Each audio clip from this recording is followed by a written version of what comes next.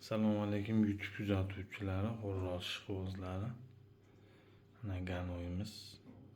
Xudo xolasa bugun 12-mart bo'lishi, aprel bo'lishi kerak. Xo'roz xudo xolasa tayyor. Hamma yo'g'i joyida.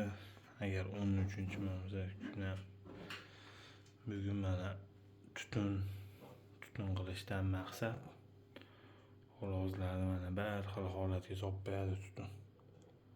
Bu foyda bo'lsa borki, zarari yo'q. Bu tutun 4 xil bo'lishi mumkin. Hamma xo'roz jim turibdi. Bu xudo xolasa tayyor. Bu tutun faqat o'sha chirag'imiz yoqqanimizda ko'rildi. Chirag'ni o'chirsa tutun bilinmayapti. Xo'rozni holati hamma yo'g'i joyida.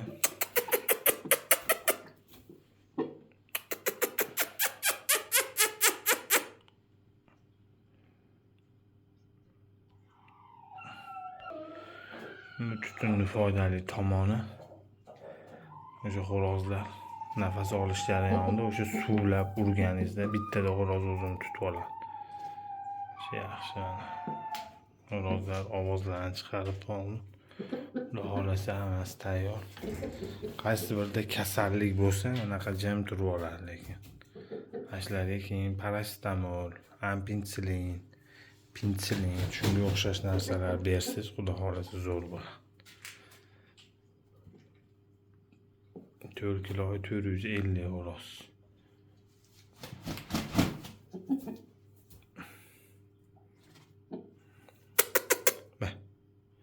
Jonivor.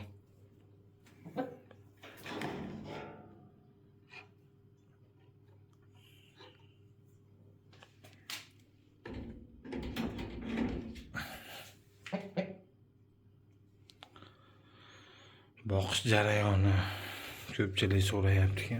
Bizda shu oddiy makka oqjo'xori. Makka qonini to'qlasa oqjo'xori tanasini qatiradi. Bir orada go'sht, pista, bodom, yana boshqa narsalar berib turamiz.